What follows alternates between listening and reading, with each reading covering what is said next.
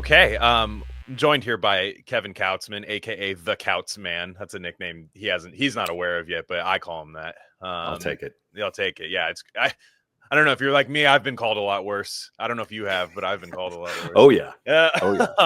So we're discussing some very important media, some 90s media today, which I'm really excited. Media that stands on its own, but also has a very strong connection to each other. But Kevin, you're about to you're about to put something real out into the world. I mean, you have moderation, which people can buy, correct?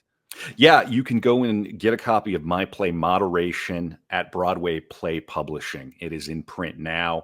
We are producing it in London. It opens on March 19th at the Hope Theater in Islington. You can go to moderationplay.com. That redirects. Tickets are on sale now. They're very cheap. We've got a great cast. And we're also doing Art of Darkness live over in London at Verderin. Abby Lucas and I are going to be doing that on March 24th. You can go to artofdarkpod.com, and those tickets are even cheaper. So come and hang out if you're over in London. We'd love to see you there. I believe we do. I believe I've already heard there may be 1 to 2 RC heads that are from across the pond that are going. I love it. That are going to one. I think the play. I think sure. Yeah. I mean, it's it's a lot to ask people to. It's Kautzmania all the time. It's a lot to ask people to come out over and over. But the one is on a Monday night, and that's going to be a lot of fun. We'll record it too, but obviously we want to get a turnout, and can't wait. And if you can't make it, seriously, go buy a copy. I mean, my publisher would be happy with that, and everybody wants to support artists, heterodox artists, and we're out here doing stuff. Yeah, no, exciting stuff, guys. Yeah, please go support it. And like I said, you seamlessly underwent a change to the components of your podcast, Art of Darkness, which I know a lot of our RC listeners listen to as well. And they I mean, you guys didn't really skip a beat. That's kind of crazy because look, that was a big, not to get into the nuts and bolts of it, a very amicable retooling too. We're still Brad's still a really good friend of everybody here and stuff, but like that's tough because podcasts mostly have when the hosts split up, it's like a meltdown, and that didn't seem to be the case. Well, there was some behind the scenes stuff, and but everybody needs to go and support Method and Madness, Brad Kelly's new project with Aaron Gwynn. The next book we're doing on book club is Aaron Gwynn's Cannibal Owl, Cannibal Owl, which is a banger, and a little novella and with some big ideas and very cool. I just finished it, and then at some point Brad's going to come back on. We'll have Brad on, and we're not going to phone that in. So, but I'm very, very happy. I'm very fortunate that Abby wanted to come in. She and I are good friends going way back. We've written a bunch together, including Basilisk, which is a radio play you can go and listen to if you want. Maybe in print soon too. Oh, that would be great. It would really translate. It would really translate to print. Well, maybe in print, and so it will be in print soon. I'm not going to say from whom because I want the announcement. I'll let them do it. But anyway, yeah. And then Abby and I are making a movie here in Minneapolis about right-wing podcasters who try based polyamory, and everything goes. And E-Girl comes on their pod and encourages them to try based polyamory in order to sort of save their podcast, which is hemorrhaging people. I don't know, Kevin. That sounds unrealistic. I'm just not sure. I don't know. Sure I can see that. Yeah, no, I don't know. Yeah. So it's a sort of a satire about internet culture, and it's shaped like a podcast too. So we're going to shoot it like a feature film, but so I'm really excited about that. And Abby's never been to Minnesota. That's called the Edge of Liberty. And we have an incredible space that we were able to rent for a month. So just tons of stuff going on. Keep an eye out for that. Wow. Yeah, I'll say. And like I said, Art of Darkness is still going on. I believe you just released the Hunter S. Thompson episode, which I know he's not technically 90s media, but he is 90s media because dude, the 90s were a huge Hunter S. Thompson. Era. Oh my gosh. I remember when my buddy, my high school friend, Eric, he's still a pal of mine. We had our Hunter phase. We went, why we were watching Fear and Loathing in Las Vegas at a little movie theater in North Dakota in the 90s. I'll never know, but it just dropped on our heads like an atomic bomb. I mean, I decided that the cool 60s officially ended when Johnny Depp shot Hunter's ashes above Owl Farm there. That was when the 60s, the cool 60s really ended with Hunter's early death, I think. And then what we're left with is the uncool 60s. Yeah. Amazing. And you guys have done Coco Chanel. I mean, you guys are really expanding here. There's plenty of dead people to cover, so there is.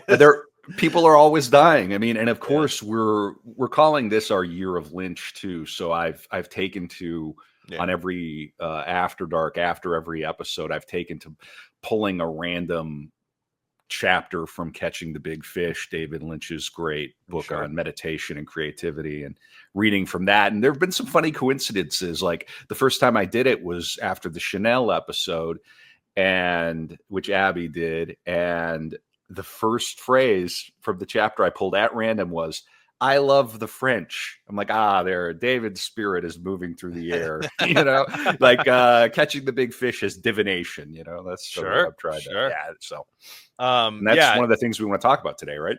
That is definitely one of the things we want to talk about today. Yeah. So on tap for today, I think these are two pieces of media that people are really familiar with, especially the Downward Spiral. It's pretty tough to find somebody who's at least not heard bits and pieces of it. But the problem is that you can't really just listen to bits and pieces of it and understand what the hell's happening.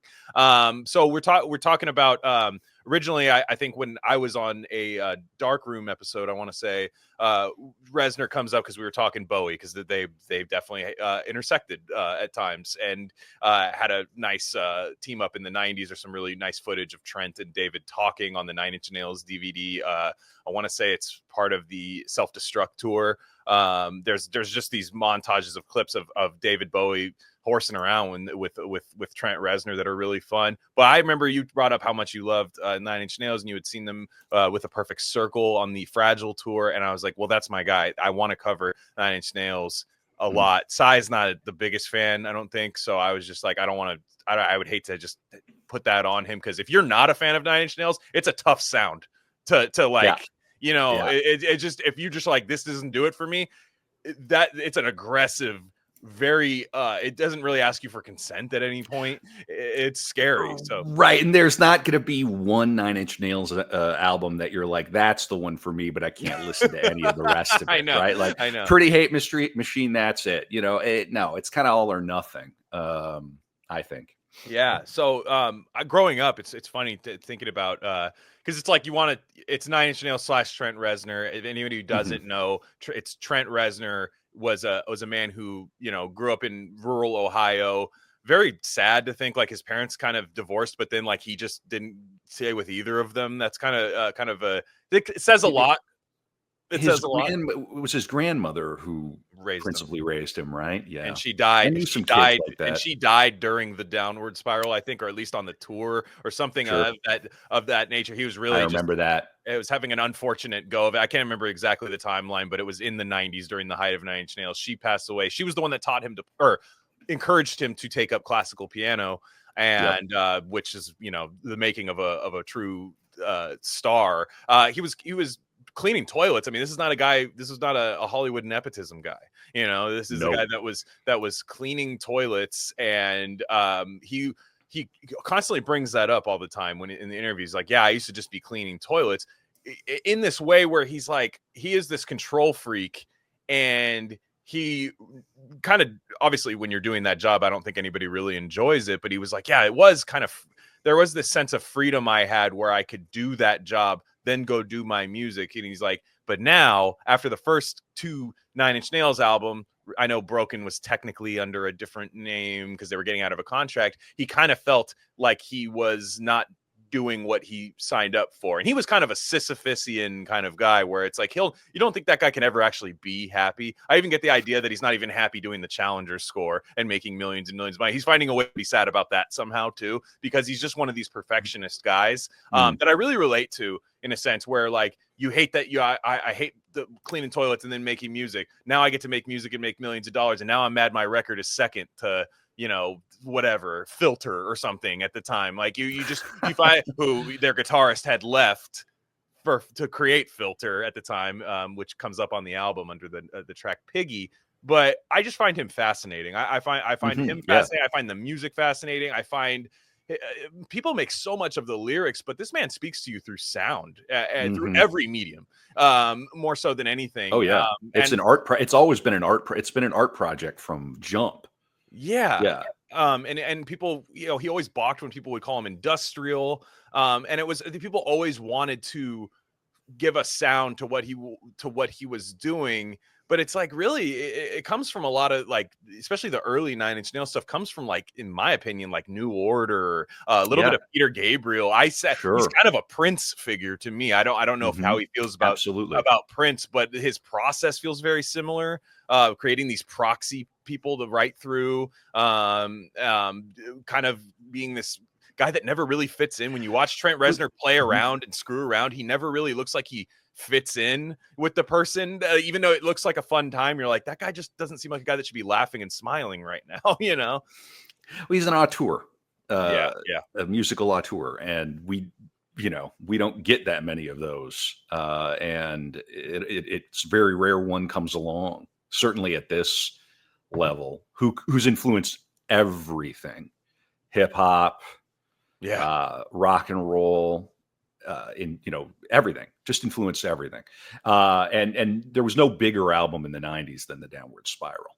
I don't think I mean it's tough to see otherwise. I know more influential too, even if something was big in a pop sense, like it kind of it just didn't have the lasting power the way the Downward Spiral is. We're going to get you right back to the episode, but I just wanted to let you guys know of a few other things we offer at Rare Candy Industries. We have a Substack with free and paid subscription options. Free subscribers get access to all written content. That includes Bob's Red Pill. That's the best thing going on the internet right now. Trust me. Paid subscribers get full access to our premium episode feed. And that's just every episode we don't necessarily want to share with the general public, if you know what I'm saying. Again, that's rarecandy.substack.com. We also have merch. That link's a little long for me to say right now, but go to the description, go to our merch store, and find a shirt that's right for you. We have Rare Candy shirts, Dr. Bronner soap label shirts, Rishi mushroom shirts, all types of stuff there. Check it out. There's got to be something for you. And lastly, check us out on social media. On Instagram, we're Rare Candy Pod, but on Twitter, we're at Rare Candy Pod 1. All right, enough of that. Let's get you back into the episode.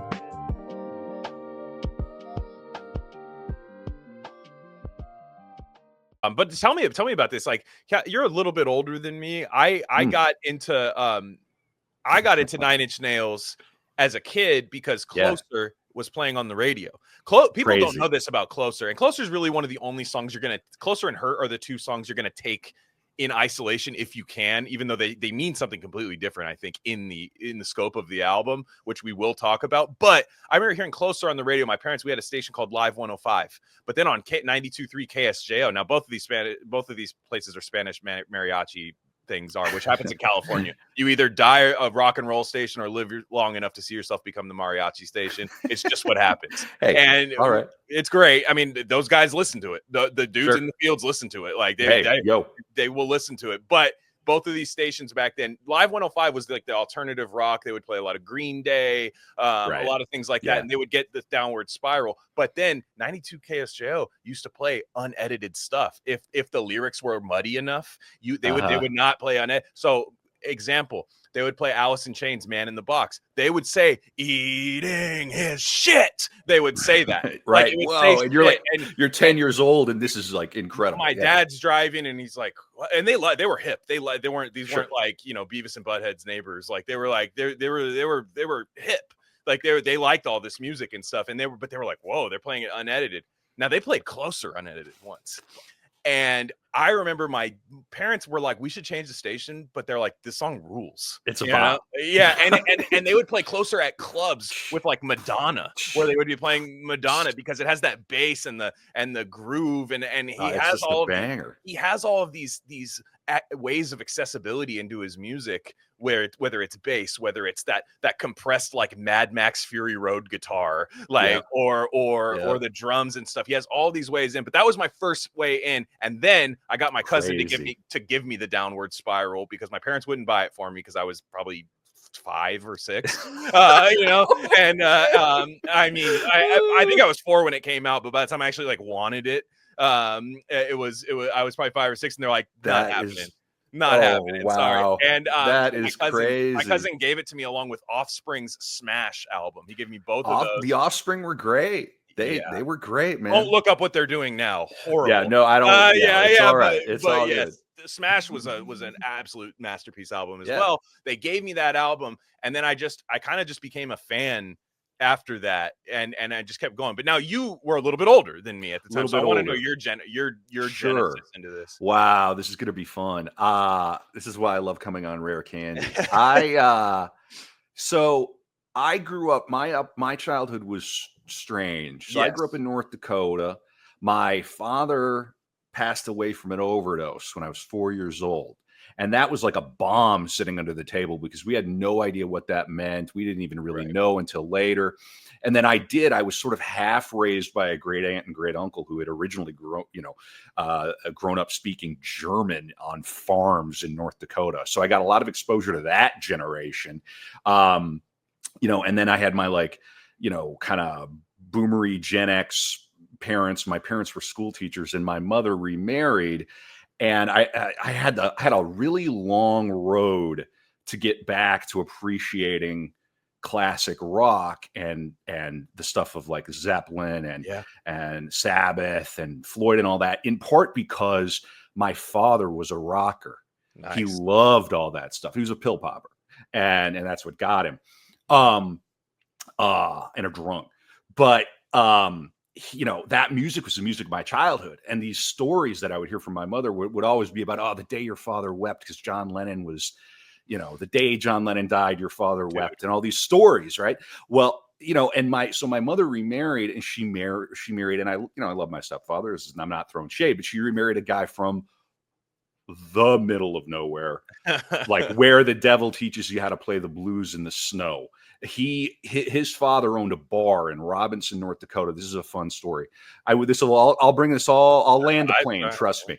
All right. So you can look it up. It's like, Robinson, North Dakota bar creates a monumental coup. There's a Wall Street Journal article about the guy who the family sold this little bar to, and it's like a shack.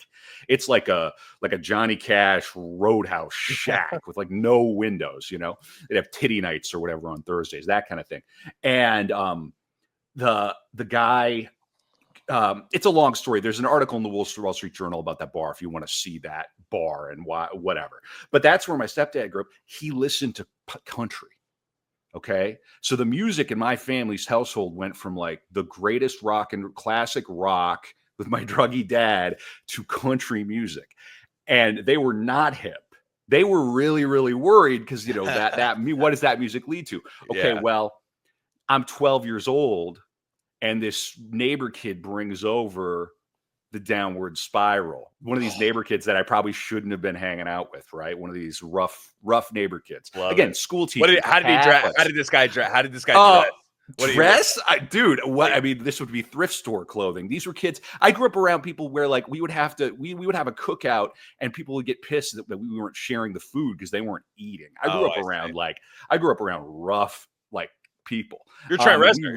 You're Trent. Well, fucking A, dude. I'm from North Dakota. No, for real. I mean, and that music this guy, he brought this fucking CD over, and I got my little CD in the basement of this house in fucking Mandan, North Dakota, and he puts on Closer because that's the one everybody's gonna play. Right. Yeah. Right. And it really was one of those moments where your brain goes, okay, I shouldn't be listening to this.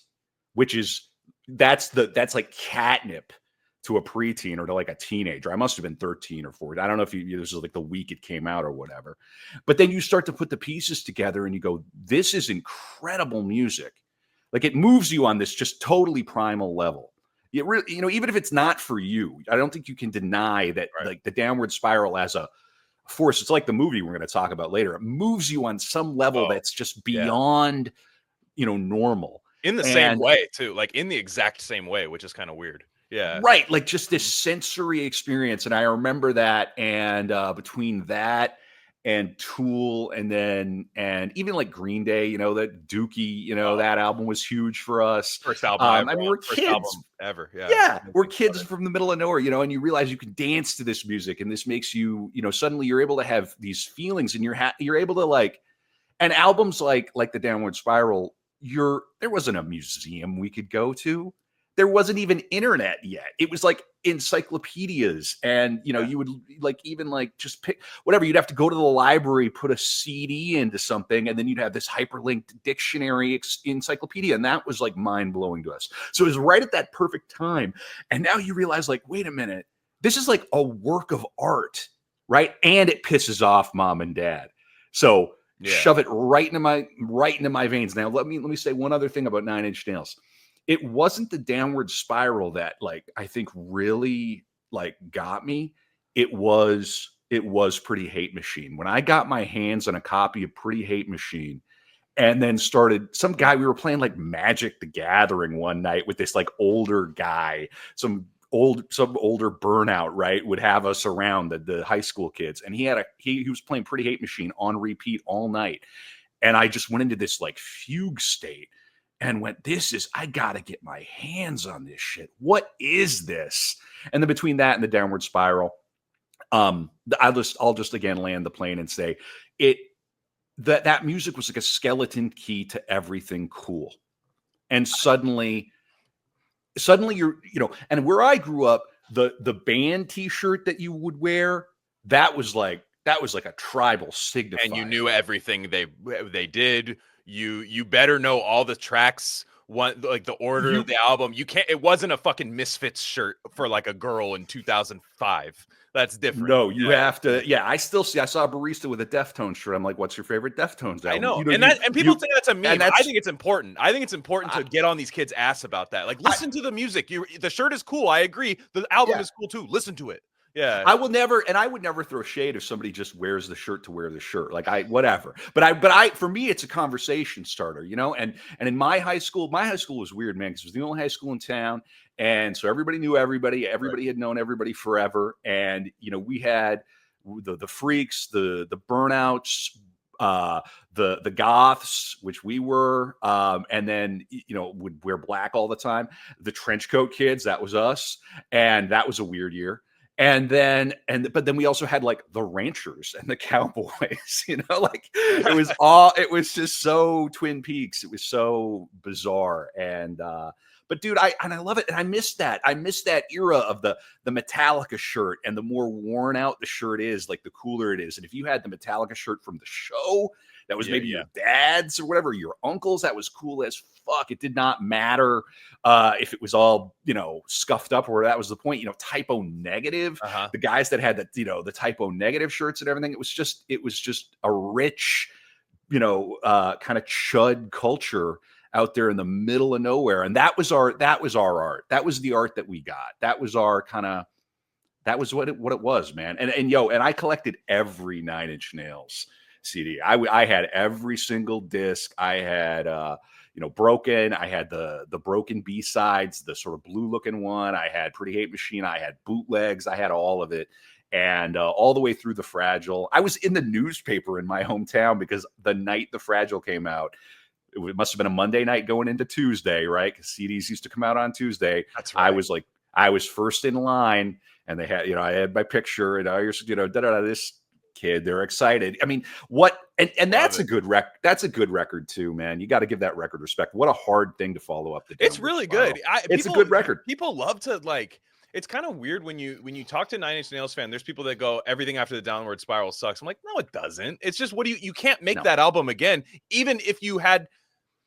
First off, he's not in the mindset of it, but like you can only make that album once, because first off, we only want to hear it once. Like I don't want to. I don't want to hear a guy cry about this again. Like, no, I'll listen to the album again. How many concept records about murder suicide can you make? Yeah. I mean, it's like Floyd. You only have to make The Wall one time. Yeah, exactly. That's it. Just before we start dissecting the album, I went and saw. I had a renaissance with Nine Inch Nails again, because in the 2010s I got really into rap, or even in the 2000s before I got really into that, which again isn't completely divorced of Nine Inch Nails, but no. I got really into that stuff. And then I think in 2022 or 2023 they came to Berkeley, and my wife, who she likes it, she's not, it's my thing, but she likes it.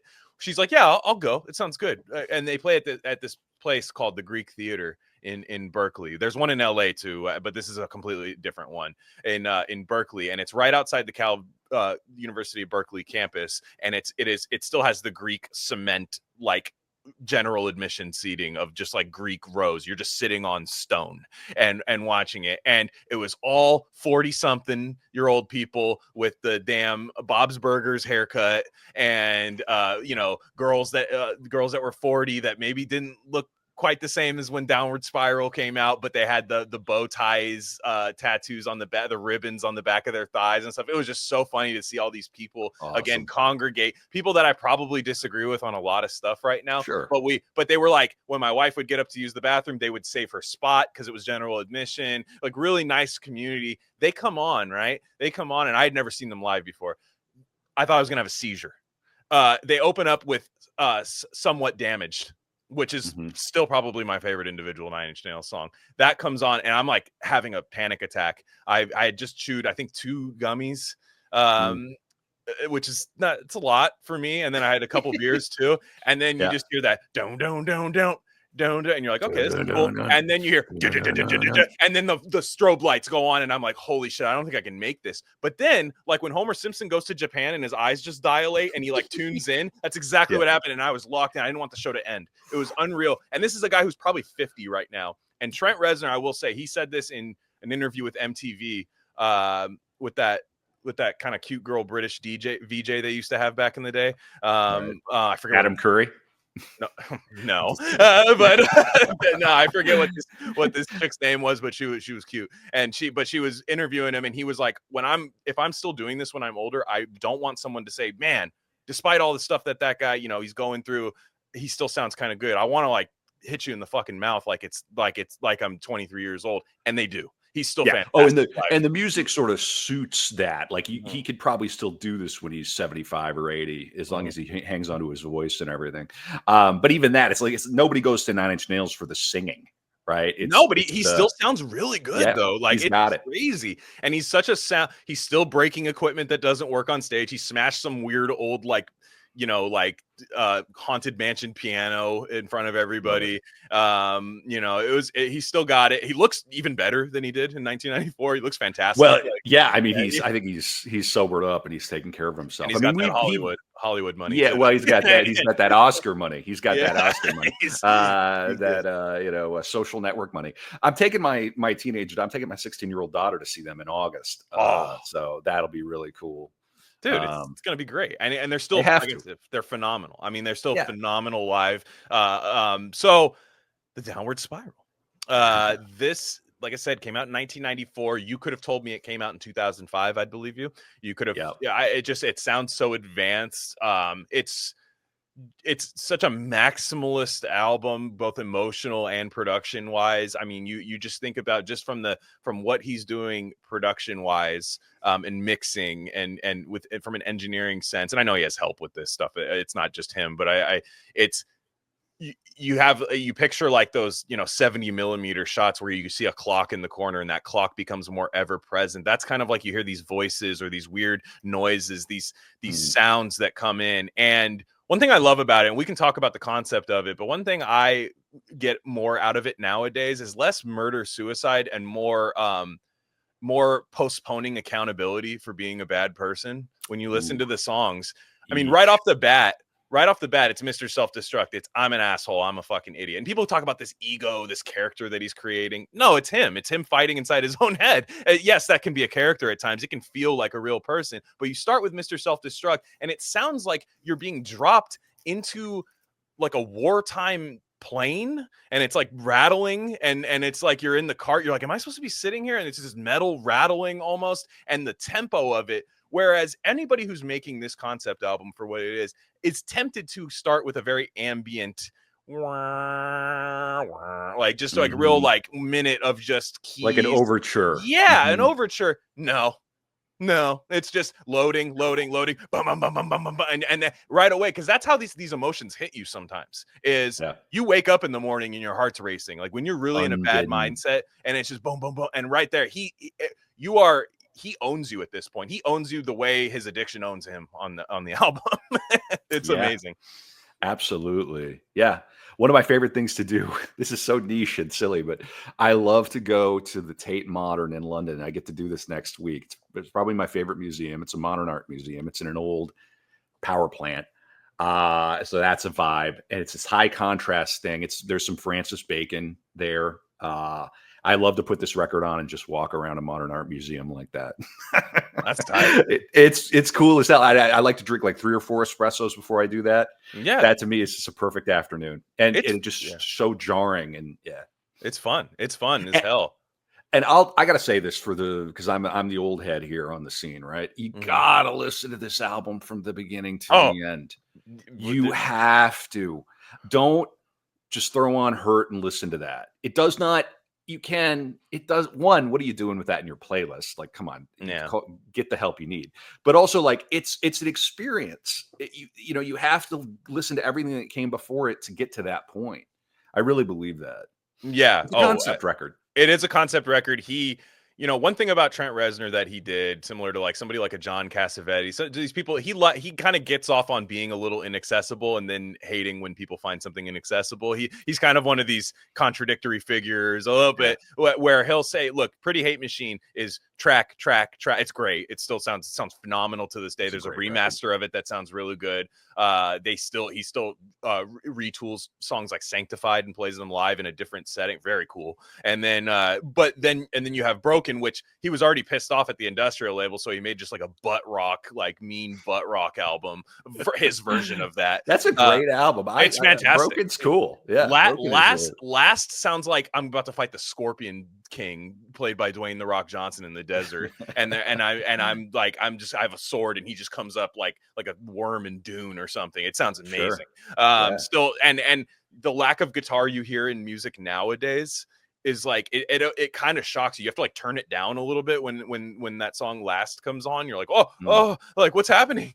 So I'm just even to my musical palette, which I love a great guitar. It's like, wow, this is a sound that just a frequency we don't hear much nowadays. Like it just disappeared for more of a low end electronic sound, which Trent also was very good at.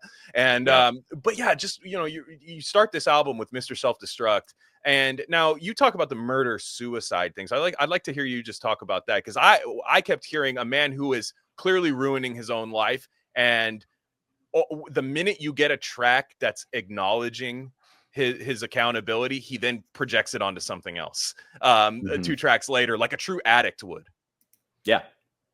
Listen, I mean, yeah, it's about all those things. I mean, it's certainly about suicide. It's certainly a suicide record. I just sort of threw murder in there for good measure. I mean, it's, he recorded it at the Tate house, the Manson murder house, which is an incredible story.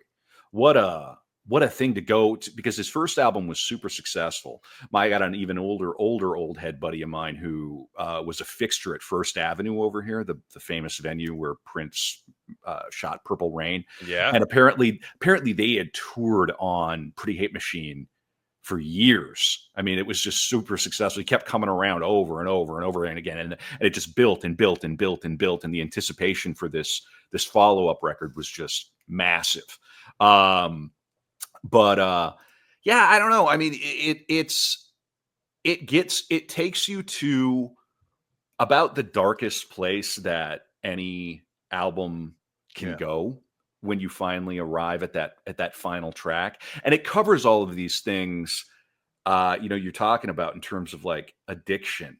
Yeah. And also like the death of God. There's this big Nietzschean moment there. Heresy, which is a banger. Oh, let me tell you about that. You're a believer in God. We're both Catholics. The one true faith. When's the last time an atheist scared you? Right. It might be heresy. It might be heresy. Most of the time, they think they're scaring you by like, oh, this nun, she shoved a cross somewhere, like in a movie, and you're like, all right, A24 neon movie, great. I'm not scared. Right. They think that like a guy from like Turning Point USA freaking out about it for like engagement bait means that their atheist art scared them. Heresy is terrifying. It is. And it's not just the lyrics. That kind of arpeggiated synth that comes in at the beginning, and it's really scary. You know what it sounds like to me? There's a couple songs on this album. I think might be either it's tough to talk about each individual sound because again, you're kind of supposed to just put it on and not look at it. But there's a few songs that sound like, do you remember that post going around where it was AI what hell would look like? And it was like those like monsters like popping up out of like red goo and stuff, Kind and of screaming. yeah, And it was really odd this is actually what like Heresy, and then I think Ruiner and a couple other songs actually sound like that. But man, Heresy, that stomping kick that comes in, I'm like, oh my gosh, it's and his height, that weird falsetto that he has is so unsettling and terrifying. It's the last time an atheist has actually scared me. It really is wild. I mean, and the chorus is, God is dead and no one cares. If there is a hell, I'll see you there. I mean, that goes so hard. And it has that sort of exit for somebody who maybe is a believer where you go, yeah, this is a test of faith. This is something that everybody has to go through. This is something that, I mean, this is the sort of, it's the Nietzschean thing, right? Like God is dead and we killed him, right? Like, what does that mean? And we killed him with religion, right? Is what Nietzsche was kind of saying, like in a way, which is kind of what Reznor says in a more 90s kind of Gen X Linklater-y way, I would feel like, or maybe slightly like Linklater character, where he's like, you dreamed a god up and called it Christianity or something like that, where Nietzsche, I think, is a bit more nuanced to that. But Reznor, it's funny, you hear him talk about his atheism, and it almost feels like it's like a legal shield that he has against finding out the truth sometimes, like where, in the same way that you'll hear, certain other people that they know something's out there, but like for them to believe it would be submitting to something and relinquishing control. Because Reznor talks about the Tate house that he rents out in a MTV interview, and he was saying like, yeah, there's all these weird things happening. There's equipment that would always break. There were just lots of odd things, like just oddities. He goes, but of course that was just us knowing and our heightened awareness, of course. And we manufactured the very Sam Harris, like, the stuff. And I'm just like, that's not true, and that's, but it fits with him because that would again be relinquishing control. And you're listening to this album, the one thing he's ever relinquished control to is horrible addiction. You let me do this to you. You know what I mean? Like, and which is how you get possessed demonically, right? Even if he doesn't believe in that, if you've gone through addiction the way that he has, and self-hate, self-harm to a degree, know that there is a force out there that if you let your guard down, it's going to come kill you. Yeah. He went to rehab, it looks like, in 2001, and thank the great fedora in the sky that he did. Reznor is one of the only dudes who would look cool in a fedora. But I mean, and you can appreciate this album really lives in a really, frankly, precious space for me, an important space for me, like as an artist and as an art appreciator, because it goes so hard that it achieves that level of artistic refinement in pop art, which it is. It's a piece of pop art, but it becomes almost like literary. Yeah. Like, none of this is prescriptive. He's not saying, fuck that bitch and fuck that whore and take the drugs and kill God, and at the end you're going to come out the other side. And it's not like, hell yeah, rock and roll. It's like, oh no, like we got a problem. We have to wrestle with this problem, and that means that somebody, a guy like me, a guy like you can appreciate it.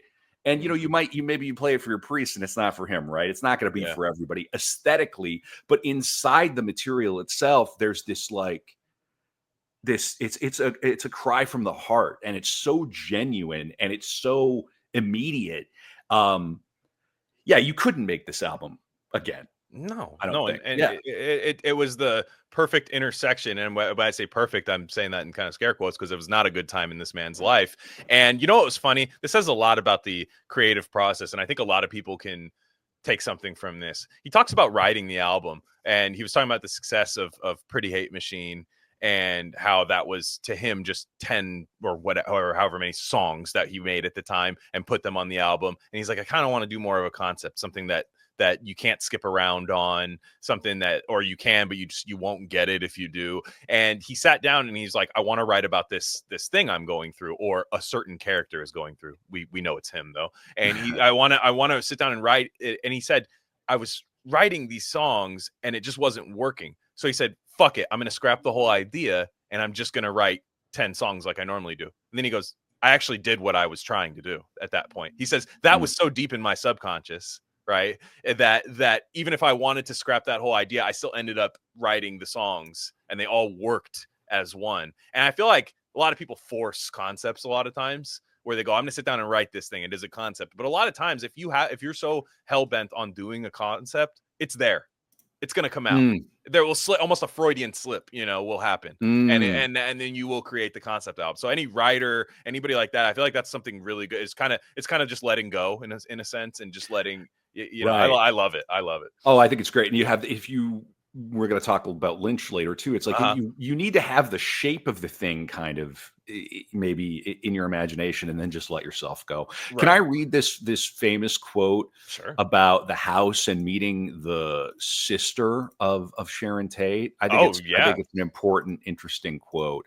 So this is off the Wikipedia about 1050 Cielo Drive or whatever it is, which is now torn down. Yeah. So let's see. The final resident of the original house was Trent Reznor. Reznor rented the house in '92, set up a recording studio. The studio, dubbed Pig, sometimes called Le Pig, in a reference to murderer Susan Atkins writing "pig" in Tate's blood on the front door of the house, was the site of the recording sessions for the Downward Spiral. They also recorded "Broken" and filmed the video for "Gave Up" at the house. Marilyn Manson recorded sections of Portrait of an American Family in 1992. That's something else we got to talk about briefly, is like Reznor was instrumental in the making of Antichrist Superstar, which was a monster album that would come in later in the 90s. Just huge. But here's what he said. He moved out in December of 1993, explaining there was too much history in that house for me to handle. Here's what he said in Rolling Stone. While I was working on Downward Spiral, I was living in the house where Sharon Tate was killed. Then one day I met her sister. It was a random thing, just a brief encounter. And she said, "Are you exploiting my sister's death by living in her house?" For the first time, the whole thing kind of slapped me in the face. I said, "No, it's just sort of my own interest in American folklore. I'm in this place where a weird part of history occurred. I guess it never really struck me before, but it did then. She lost her sister from a senseless, ignorant situation that I don't want to support. When she was talking to me, I realized for the first time, what if it was my sister? I thought, fuck Charles Manson. I don't want to be looked at as a guy who supports serial killer bullshit."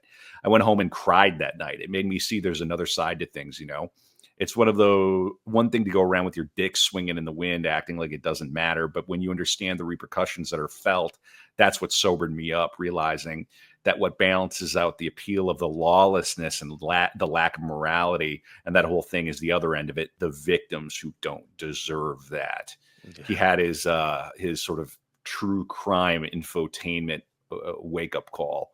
And just one more para. He took the front door of the house with him when he moved out, installed it at Nothing Studios, his new recording studio and headquarters in New Orleans. Nothing was later sold, and the facade of the building changed.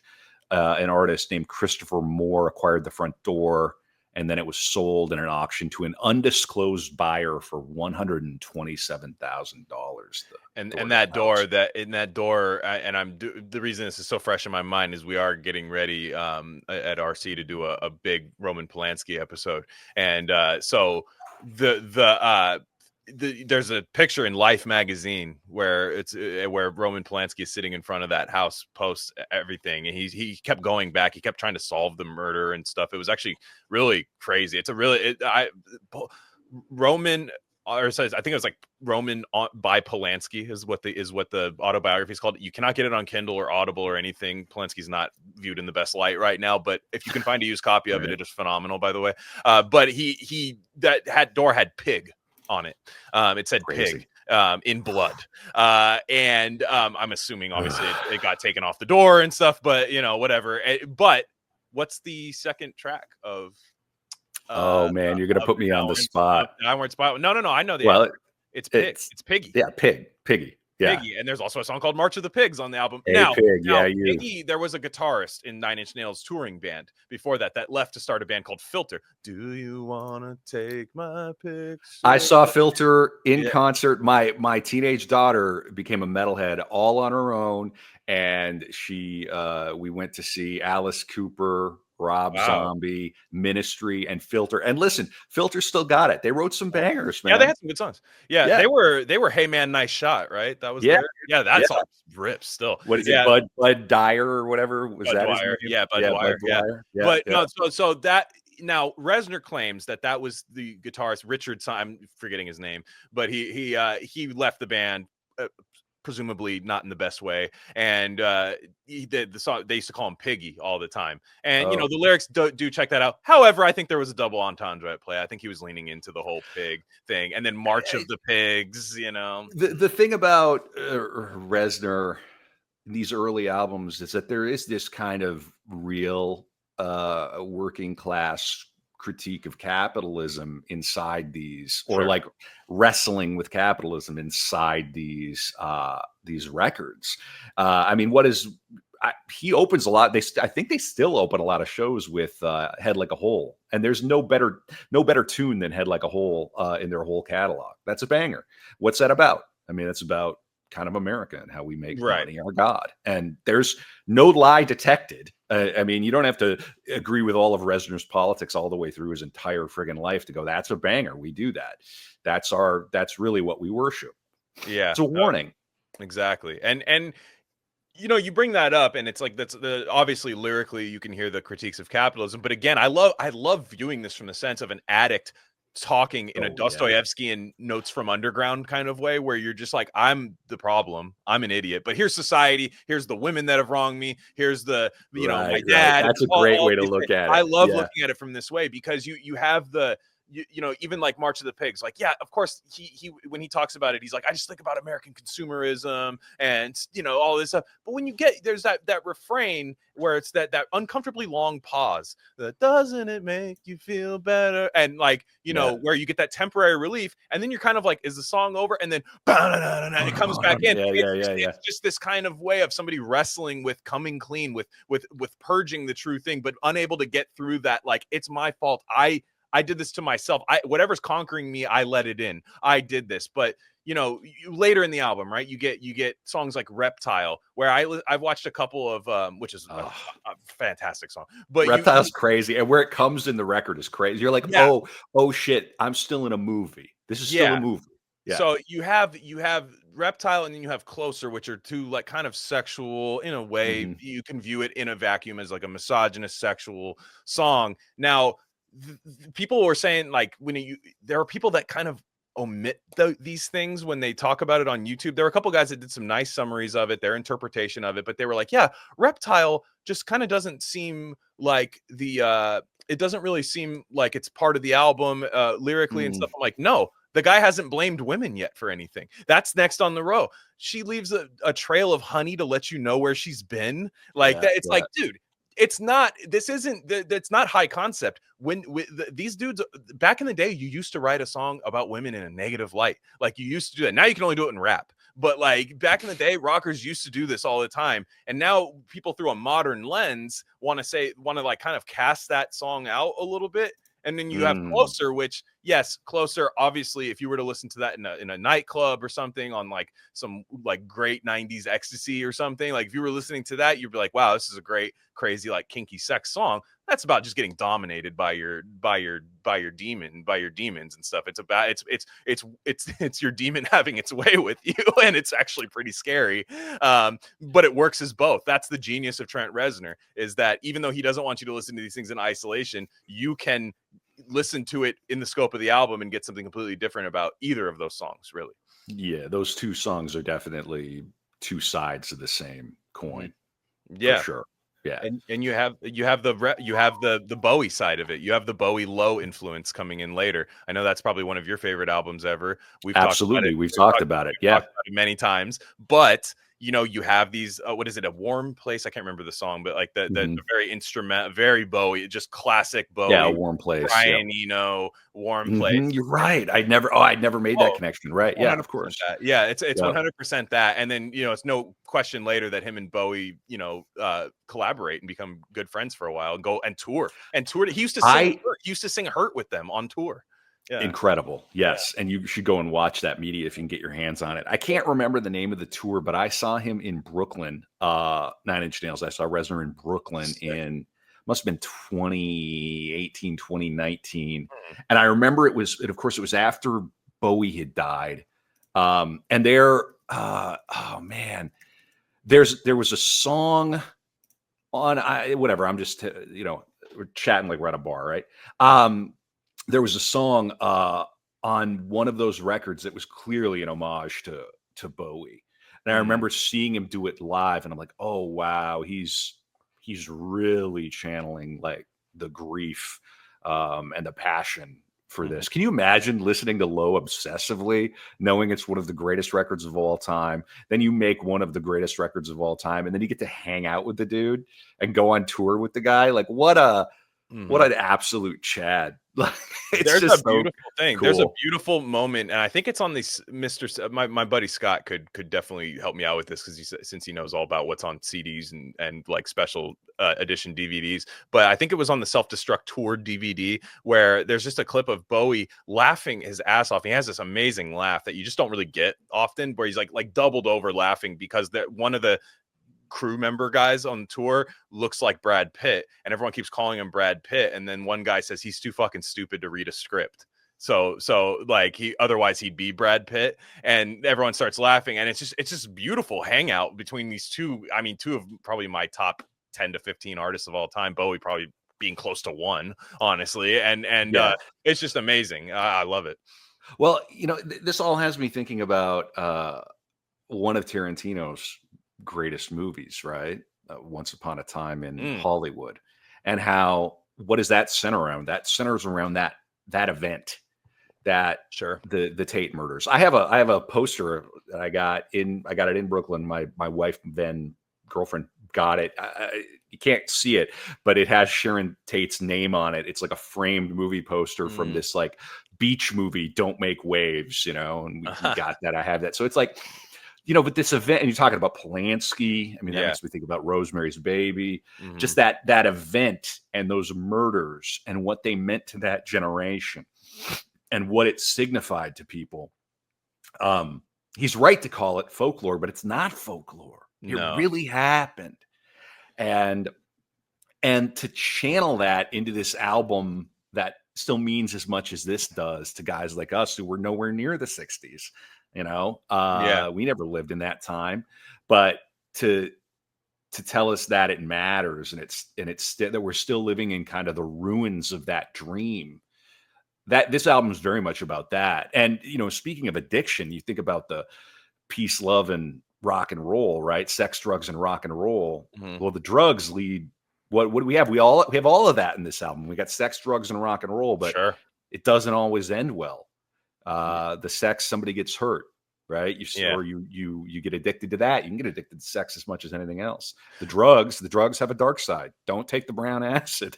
Oh, no. Right? No, no, no. Yeah. Yeah. And then that rock and roll lifestyle. I mean, I was reading on his Wikipedia, he has, I think, 5 children now, and he talks about how he doesn't want to be away from them so he found some kind of a purpose beyond whatever he was finding down there in the spiral. This is a purge album. It's a purge Mm, album, and everyone talks about it nihilism, but look at the guy who made it. Look what he's doing now. I mean, you talk about this nihilistic album, but this is what men need to do sometimes, particularly men need to do yeah, is to purge. It's to purge it all. Put it down on wax. Get sick of it. I'm sure he's sick of it. Like even though he's like these guys that are manically creating music all the time, they get sick of sometimes their magnum opus. Like and sure. the like I do laugh when he talks about Big Man with a Gun. because that song, I always laugh when guys do this. They're like, oh, it was kind of a satirical take on the current music industry where, like, you know, Dr. Dre's The Chronic and how you could like put a gun in a girl's mouth or something and sell 1 million records. And I'm like, no, I don't think that's what that song is, Trent. I don't think Right. where it's at here, it's like, no, you're showing the depths of insanity, and the gun is not, guys, the gun's not a gun, first of all. Whoa. No, it's not. So yeah, it's another kind of phallic shaped Sure, of course. object, and I'm like, no, you're doing it because that it fits what you would do. I mean, this is, like I said, picture the Notes from the Underground guy doing the Downward Spiral. That's how I view this album. Is this guy just purging it all, and like, in this chick, I did this shit, fuck her, Yeah, like sure. when you talk to a true addict who's really about to hit rock bottom, this is what they say. This is the type of stuff, all the way to the end where you hurt yourself and it's kind of too late. Right, it's kind of too late. It's too somber, right? Like at the end, you had many outs, you had many ways. Now Trent might, you know, look, we're believers in God. There's a God-sized hole of this album. We know the way out, even though it's not easy. But to somebody like this, with his framework, with his philosophies and stuff, it sometimes feels like there's no way out until the end, when you hurt yourself and you hurt everything. And there's that thing in addiction too, where when you find bottom, you say, and some bad shit has happened, you start to do the calculus and you say, the least bad thing would be if I died. Oh, like at a certain point, I'm going to hurt somebody, or I'm going to end up in prison for life, or a combination of the two, or I hurt my family, I hurt a kid. There's a million ways in addiction that you can do more, where death would be better than the possibility. You hear these stories about drunk drivers who kill their entire family, but they survive. Like, that's where addiction, I mean, they say this all the time in AA, it ends in one of three ways, right? It's death, prison, or madness. You should just join the priesthood if you do that, by the way. I know it's been done, but I feel like that's when you're just supposed to become a priest. Or something, or a monk, or I don't even know. Something like that, where it's like, look, this happened. Yes, there was free will involved, but also like you're kind of, but anyways. That's another thing that they'll talk about too, in addiction and addiction counseling and everything. They'll talk about sex is always a part of it. Right? It's never just one thing. There's always multiple factors, right? You don't just find yourself at the bottom of the bottle, or shooting heroin into your taint because the rest of your life is going smoothly. There's always and this album, if you've never suffered from addiction and you want to understand addiction, this would be, if there's any one record, it'd be like maybe this or The Wall. Yeah. But also just like bad mental states too, which, like, again, I never consider myself an addict to substance, but I can be an addict to sadness and misery. I absolutely can get addicted to that. It happens a lot. Now you're a podcaster, Glenn, so everybody just, maybe I was always meant to be, because I conducted myself as one for many years before ever stepping in front of a microphone. But like even if there's no substance involved, like you can do like you said, like when we get to hurt, I like your interpretation of it. By the time we get to hurt, you've cataloged, I've ruined my relationships with women, I've ruined my relationship with God, he can't exist because I'm doing this. He can't exist. I've done that. I've ruined it with my dick, apparently, and then all of these other, I don't want this. I'm showing these tender moments in between these huge bombastic songs about all the harm I've caused to the world, and there's in between, you have these things sandwiched of like, here's where the devil, or whatever deity you want to ascribe to it, is making his way in. I do not want this ruiner, all of these tracks, like you have like that.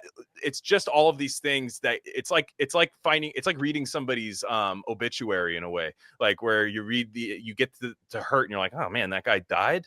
And then you're like, oh, well, let's check out his early life section on Wikipedia. And then it's the first 13 tracks of the Downward Spiral. And it's tough, right? Like, it's tough, but we've all, one way or another, I mean, unless you're just one of those holy fools that just, is just happy-go-lucky all the time, which I'm not sure that person actually exists. And you can relate to this somehow. One note, I have to say, I didn't realize the opening sound of Mr. Self-Destruct is from THX 1138. I did not. Yeah, Yeah, That's I was amazing. looking at that. Yeah, there's a bunch of samples in this that come from, various sources. Yeah, Texas Yeah, of Chainsaw course. Massacre on Mhm, Reptile, and then you mhm. have one that I love. He talked about using the. There's some cool videos of Trent Reznor talking. If you really want Trent Reznor to like talk to you in earnest and not kind of be deflecting and sarcastic, just ask him about a certain sound, how he got a certain sound. Like, hey, that one sound, what happened? And he will spurg hard. Like, Love it. it's what he Yeah. does. There's like videos of him talking about like the Social Network score, which I'm not saying is a bad score. I just don't really care that much about like the Well, the ambience, and movie is super. It's such a it perfect works. You know, example it of works. It works but in it's the tone. the movie's propaganda, and it But makes me crazy. But yeah, yeah, and I will yeah. never put on just the Social Network score. Like, No. now the Challenger score is fantastic. Oh, That I movie, gotta see that. great movie, great. Yeah. He should have been nominated. I don't understand how him and Okay. Atticus Ross are not nominated. All right. Amazing. The tempo of that movie. To the BPM of everything. The movie's cut in the same. Oh, it's so beautiful. I have to But see it. yeah, it was. I love it. But anyways, the hurt, they talk about that weird somber kind of string that music starts picking up. It's a real, he still doesn't even remember what the root sound was that he got. He's like, Incredible. I don't know what that was. It's like got this like bagpipey tone, like low bagpipe tone and like string at the same time. And he said, I just kept running. I wanted it to be out of tune slightly. And he's really good at sounding out of tune by design, Mhm. where because he's like, I'm emotional. He's like, would someone cry to you in tune? Like Oh, would somebody truly open themselves up, but they would be speaking in a perfect fashion. They would no wasted words, no stammering, none of this yeah, stuff. He yeah. goes, no, you would get kind of a ugly muddled mess. And if that string section is like quote unquote in tune, I'm not a musical expert, but in tune, it probably doesn't work as well. Right. No, I had never thought about that. Yeah, he uses this dissonance and sort of the unexpected in such a cool way. I mean, I love how that record ends, just Yeah. that clattering noise.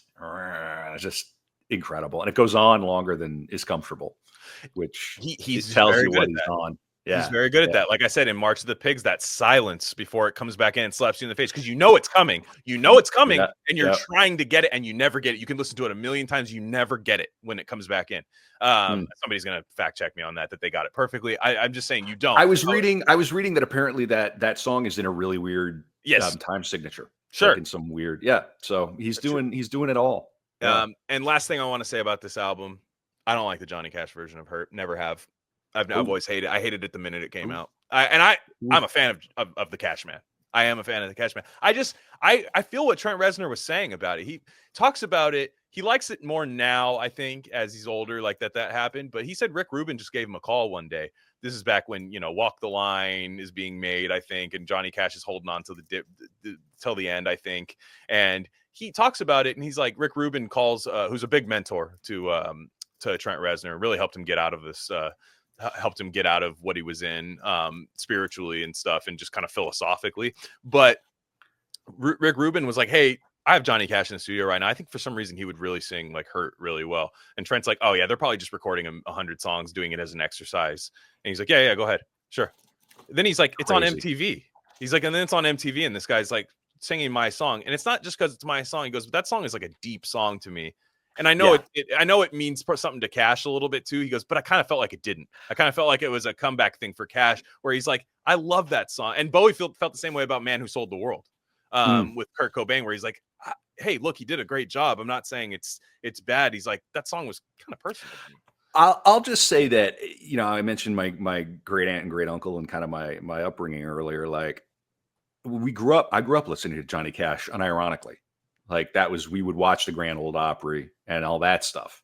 So for me to see it all come full circle and to have Cash record this beloved song and to know that that's the culmination of Yeah. this album that cracked my brain wide open. It will always be extra meaningful for me, but I will still say, no, listen to the Nine Inch Nails version, but It's way listen to the better. entire album. It's way better. It's Yeah, I way mean, it's because in context. Maybe if you just pluck them out of thin air and listen to them side by side, you're going to go, nah, Johnny Cash is more my thing.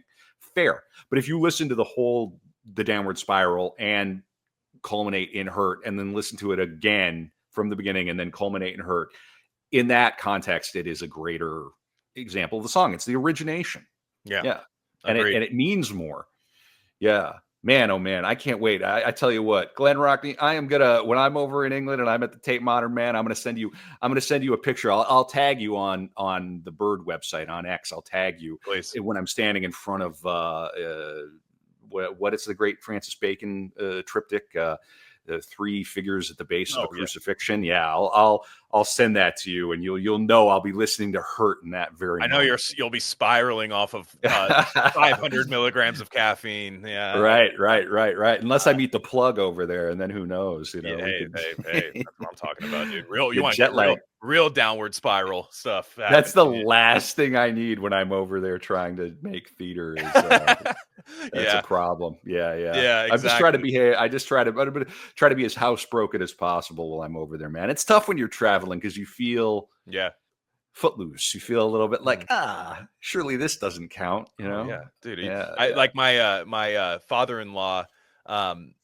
It's funny, like he's married. He used to eat like McDonald's every day, and they this is a second marriage. They met later in life, so like he lived a whole life of like eating McDonald's every day. Like he worked in the newspaper industry, and he would just go. And so when he met my my wonderful mother-in-law, she was cooking every time for him, cooking every day. You know what happens when she goes on vacation? Burger King every fucking day he eats. That's all he does is he goes and eats like Burger King and stuff. He has coupons. He saves coupons like all year that are still valid and goes and redeems them. It's just like, and she doesn't like, she gets it, but I'm like, no, I completely get it. Like it's a wild animal. The guy's a wild animal. We're all wild animals. But if your problem is like booze or powders it's or a little whatever, more destructive. it's a little more. Yeah, you definitely have to call your sponsor or whatever. What's the time zone over there? I might need to call you at around 8 o'clock on Friday night. Was it your uncle you were talking about? He reminds me of your father-in-law. Father-in-law. Is it the Killer? Where he sure. He eats the dude, in high school we lived there. I lived off of Dairy Queen. In the summer I would live off 2-for-1 Dairy Queen burgers for $2. I'd ride my bike down to Main Street, and then in high school it was Burger King, the chicken sandwich, man. And I'll still the long chicken sandwich. Sandwich.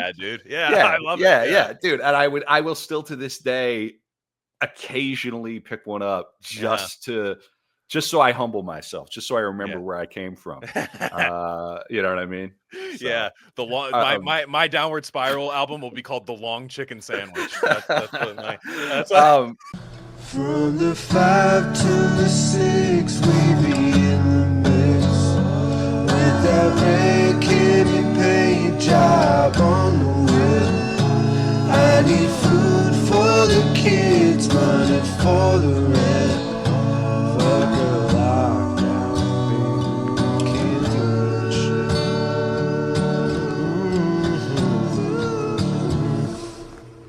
Lost Highway. Let's talk about it. David Lynch. Let's go. Lynch passed away recently. It was, it's sad. I do feel like the last part of his life felt sad to me, just knowing he had trouble kind of just doing basic things. And a lot of these guys, man, I mean, they're racehorses, man. The minute that leg's broken, sometimes they're ready, and I kind of actually am pretty at peace that he's gone, and he ended on The Return, technically, right? When we're talking about, which is the best thing ever, in my opinion. Like it's sad, and I immediately go, oh, I need to binge that again. Yeah. Oh my gosh. So we lost them. What's the line? Is it what year is it? Yeah. Is that it? Oh, dude. Yeah. That's we're all living that all the time. He's the man. No, I mean he is the man. Truly one of one. We will never have another one. And but what I'm getting at here is right now he is universally loved. When he was making this film we're going to talk about, he was at his low point. You could buy Lynch coin pretty low in 1997. He just wasn't making the, he was coming off of Twin Peaks second season, which again, we retcon it as very good. At the time, there were a lot of people it just didn't work. He wasn't really there. He wasn't really as involved. It just I'm not such a Lynch Kool-Aid drinker that I go, oh yeah, even 2 is great. It's like, no, it jumps the shark really hard. The shark gets jumped. And I think even he would have admitted that, right? They brought it back and redeemed it. You still have to watch it. Right. Oh, you have to. You cannot skip. Fun fact. I have a friend. I'm not going to name her name, but she had a bit part in season 2. She worked at the Great Northern, and she lives over in England. And I'm gonna see her next week. That'll be a lot of fun. Every time she's in like 2 quick scenes, and I'm like, I mean, yeah, you it's did super the cool. Once Upon a Time in Hollywood yeah, point. Yeah, right. Yeah, the JD Vance point. True. Yeah, he's everywhere now. He's just like that's a very Lynchian thing. What's happening is JD Vance's face is everywhere. It's this generation showing its power levels now. Suddenly, it means something. You could do a PhD, you could do a dissertation on what that mimetic moment means, but that's a different podcast. The line is, what year is this? I want to get it right. What year is this in the penultimate episode? So you know, like I said, Firewalk with Me is a disaster I like it, but it's so good. Objectively, at the time, people just hated it. Tarantino wrote him off as dead. Just people just hated it. I mean, you're Lara Flynn Boyle's not in it. You're swapping her out.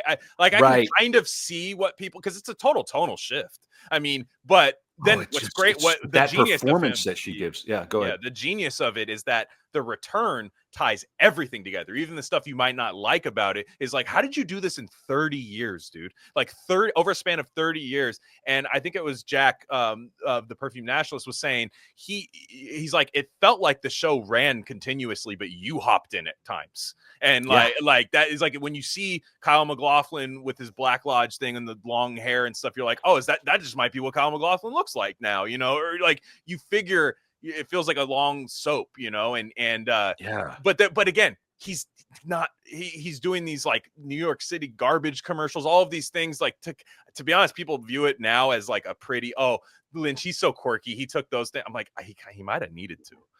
He might have needed the work. Like, he did a lot of ads there. Yeah, perfume ads. After a while, with PlayStation 2, right? One of the first PlayStation 2 ads, the Chris Isaac music video, Wicked Game, and it's all. By the time Lost Highway comes around, it's kind of like, what's Lynch up to now? He invites a guy named David Foster Wallace, or not invites. I think they just stopped telling him to stop showing up. They lost the battle against David Foster Wallace. I think they finally gave in. And Infinite Pest, I think, instead of Infinite Pest. Everybody should read his commentary on the Lost Highway set and his takes on Lynch on the film and everything. It's fantastic. It's written classic Foster Wallace prose. He describes how the first time he saw Lynch was pissing up against a tree because Lynch drinks so much coffee and everybody on the set just ignores it, right? Like a kid. They said it was like if you saw a kid doing it, like versus a grown man, like everyone just and it's like, you know, and he has a view of the Santa. He talks about Santa Ana winds. It's a great piece. So it kind of helps you shape this movie. But what is Lost Highway? It's not. First off, I'll skip ahead to a lot of it. It bombed. It was considered a massive failure.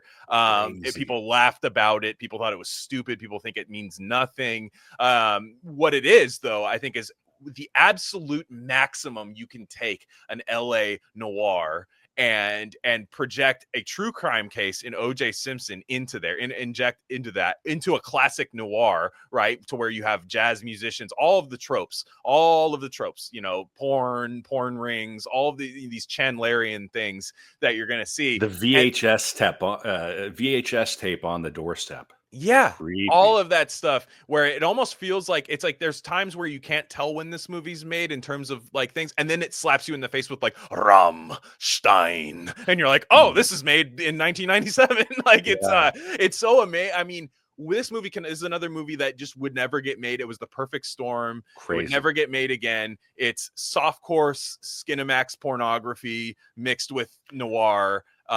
It's an incredible film. It's my favorite Lynch. It's the one I go back to all the time. I have it on DVD. It is Bill Pullman, Patricia Arquette, I even think Balthazar Balthazar Getty. Getty's great. Oh, dude, Foster Wallace iconic. David Foster Wallace just rips him a new one on in about how annoying he is, but No. he's great in it.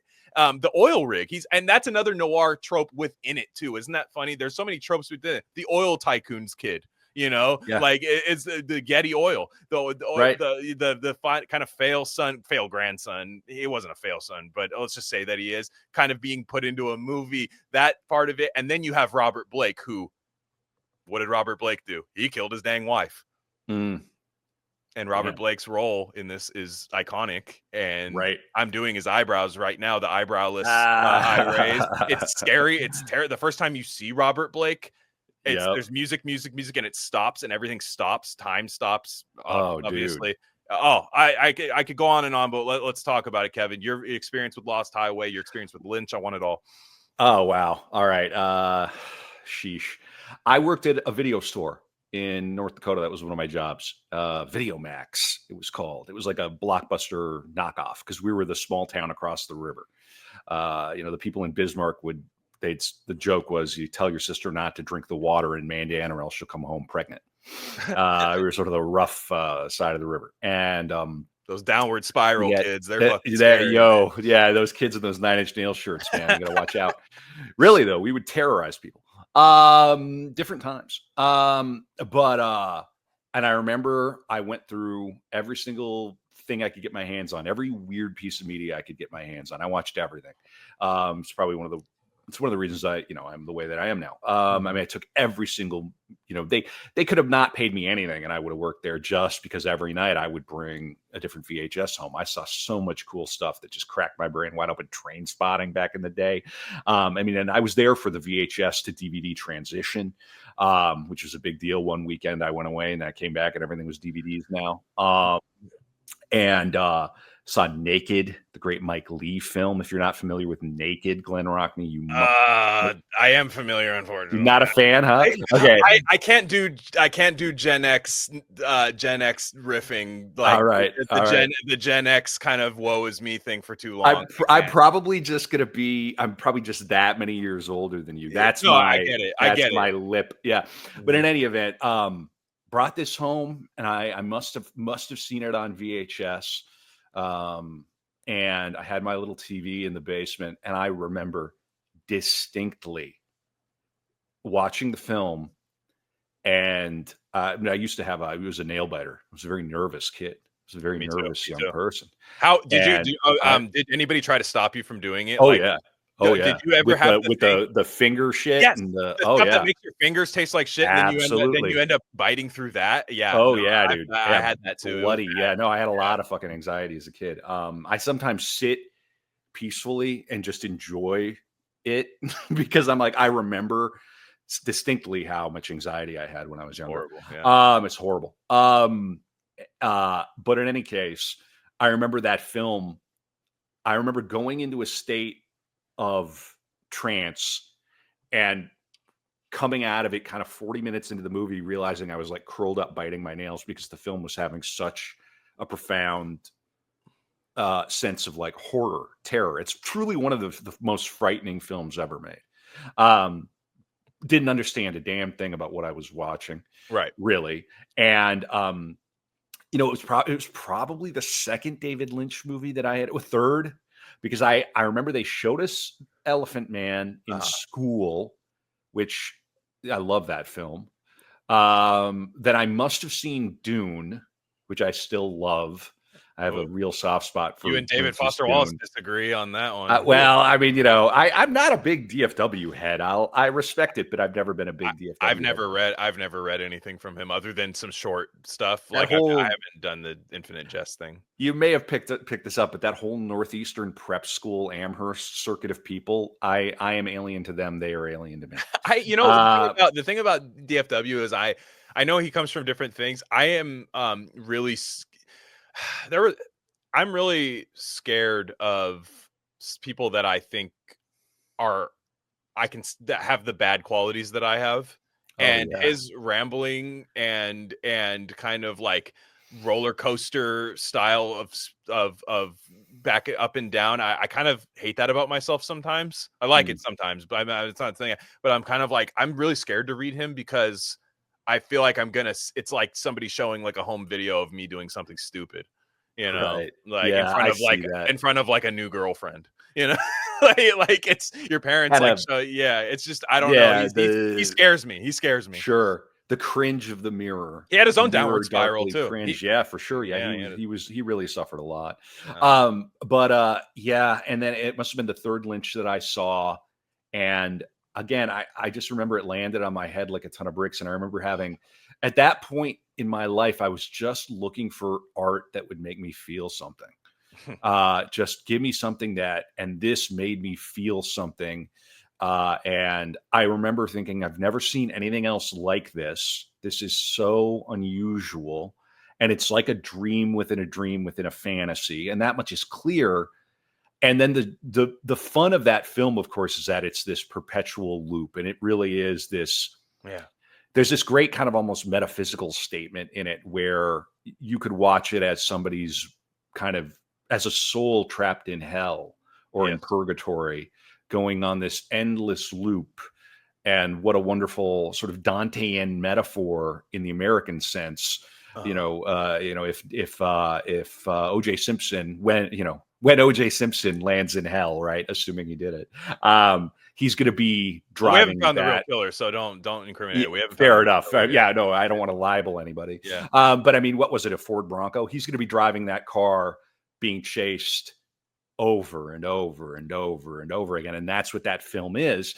And then, of course, remembering, too, that most people probably picked that up on VHS. That's how the majority of people probably saw it. Just that extra kind of creepiness of like, oh, there's a VHS tape and we're watching on a VHS tape there, the VHS tape. And it's just, I love it. I think it's underrated. I think it's finally kind of gotten its come up. I think it influenced enough people. And so one of the pieces of media that I was just watching here on Criterion, which, by the way, short of throwing Patreon money at Rare Candy and Art of Darkness at artofdarkpod.com, the best bang for your buck is to get the Criterion, subscribe to Criterion streaming for a year. Yeah. When Lynch passed away, that was their Super Bowl.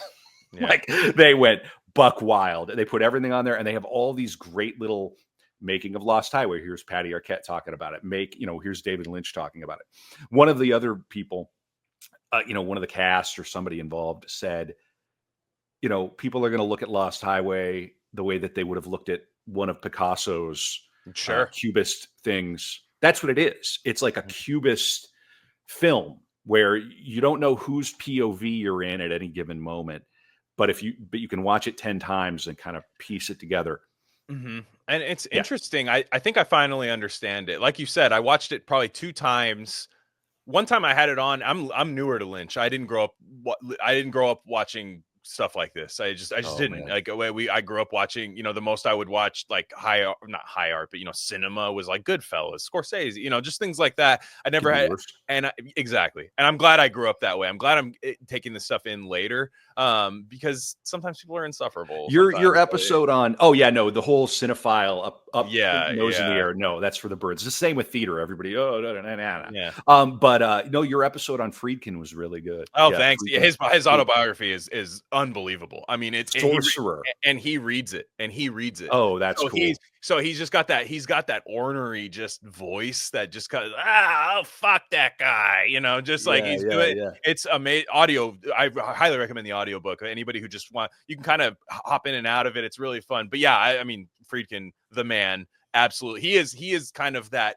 He is kind of that right on the border of like art house and like just big budget fun pulp movie. Yeah, pulp. Yeah, exactly. Yeah. So but what this was just a few years ago. I mean, a few years, maybe 5 years ago. My wife and I were watching, and I was new to Twitter, and everyone was talking about David Lynch, and I'm like, God, I've never really seen any of his stuff. Let me put it on. This was the first thing I put on. I put on Lost Highway, and my wife's home with me at the time, and we're just hanging out. She's not really paying attention, but then as they're just sitting in that cold just like sterile house, which I Living think room. David Lynch owned. He bought it. Yeah, Yeah. it was he bought it as like a work studio eventually, but they're sitting in that very sterile, like moderny, Weird, yeah, weird, very intentionally designed yeah. angles and lighting and Yeah, it feels like bizarre. a Yeah, sci-fi. It feels uncanny. like sci-fi dystopian from like the 50s, like what they would think somebody in 1997 would be living in. And there's That's what your living room looks like when you know your wife's cheating. yes, and but for some reason, my wife really loves David Lynch now. Long story short, like that's her guy. Like she paints. She just has that style. But she was locked in. She's like, I don't know what's happening, but I can't turn away. And that's what was happening in this. And we were watching it, and I loved it, but I'm like, I don't get it though. I just don't get it. So I watched it over, and I bought a DVD copy from Streetlight Records, one of the great institution. We have Rasputin and Streetlight out here, and you can buy these things for $2 or $3. I didn't do any Criterion like DVD. I just bought a regular DVD of it. It doesn't even have commentary, anything. And I kept watching it over and over again. And then my buddy Alec Muhibian told me, hey, that's about he hosts Filthy Armenian Adventures. He told me about that it's OJ. That's a kind of an OJ allegory in a way. It's many things, but if you view it from that sense, that's a way in. And what you're looking at it is because Bill Pullman is a jazz musician at the time, and David Foster Wallace points out only in a Lynch movie are you going to see like really avant-garde jazz and people dancing like it's like a warehouse party in the 90s. Amazing. And you're immediately tortured by the fact that he has a beautiful wife that he knows he doesn't have. And that it's unrequited. It's an unrequited love story. He doesn't have. He has like ED. Yeah, he has ED. He does not perform very well. He's not getting it done. I feel like even if he did, it still doesn't really matter. That's kind of the right. It's like a futile attempt. Like she's clearly part of this. And again, he's rationalizing what he did this whole time. He's trying to create himself. So instead of being an older jazz musician, he creates this young whippersnapper mechanic at a place of where Richard Pryor is his boss, who has muscular dystrophy. David Foster Wallace says that's cruel. I actually disagree. I think that auto shop full of old men is a classic male fantasy where it's like you're the young whippersnapper and they're like, you're young, you should be getting laid, dude. Like like that. It's a male fantasy is what he's creating, but he cannot escape the reality. Robert Blake, who is the cameraman who's filming everything, is always there to remind him that this is still you. You are still being punished for what you did.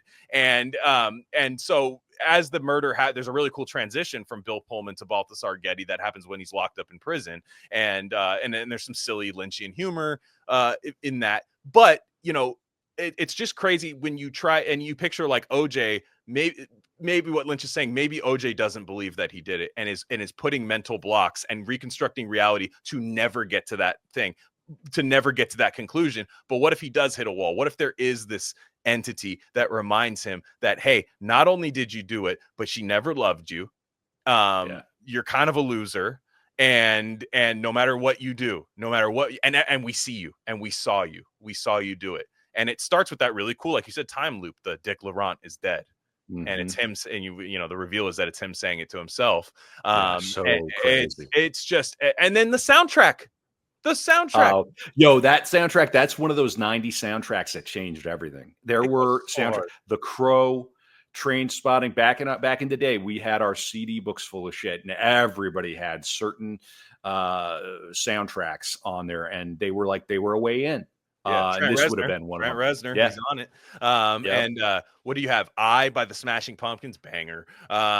You have that really weird Apple of Sodom Marilyn Manson song. It's really good though. And it's on there. You have Rammstein, the self-titled song, which is in an awesome scene in the movie, which nobody other than Lynch would ever think of doing that through a motel, kind of this Black Lodge. He's on the Lost Highway Motel, right? Yeah, he always said the name. Yeah. Functions as a transitory lodge that is in a lot of Lynchian material. Mm-hmm. Like this kind of like, but you're hearing this rant, and you're like, that would nobody would ever think to do that, except or allow someone to tell them that's the cool thing to do. Everything about this movie, I love every time I watch it. I watched it back-to-back days in preparation for this, and I couldn't get enough of it.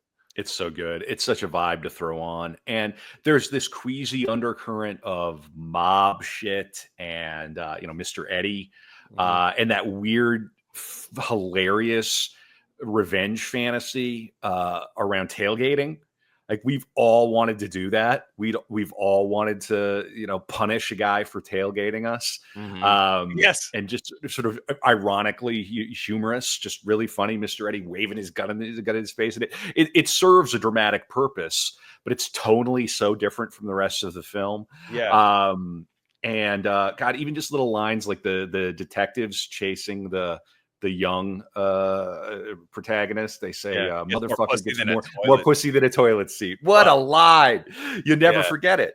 And Yeah. even like, and his parents, they're the hip parents. They're in the leather, and Gary they're Busey. look. Yeah, Gary Busey.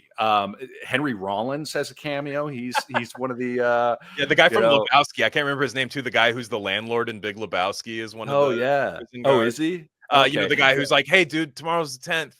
That guy. Right, He's one of right, the right, right. guys. Hey, Yeah, that's how I feel every time I pitch my stuff, by the way. My cycle, at Crane's theater, whatever it is. Yeah, yeah. come and see my Many cycle, dude. touch, Oh, far out, far many, out. many. But shit, dude, it's what's the line that Rollins says? That wife killer is looking real fucked up. Which Yeah, one? which one? And they all start, and they do And they that start. Lynch, that prolonged Lynch laughter that lasts for a long time. No, again, like you said, it's gotten a renaissance, I think. Or I mean, you can't say renaissance because that would imply that it had a it had a That I strong never had it. opening. Yeah, Yeah, yeah, so yeah. it's kind of just now getting it, and that's kind of what Lynch's art was. And Lynch, Hmm. an interesting thing about Lynch though is you never can feel too sorry for him in terms of some of his movies not doing well because they always did well and made their money back overseas.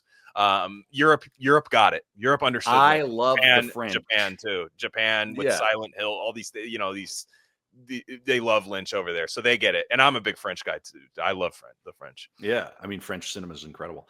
Yeah, no, it's so great, and what an inspiration as an artist. A real, I hate the follow your bliss stuff, but I mean he's really one of those artists who just a true freak, a freak among freaks in the best way, Mhm.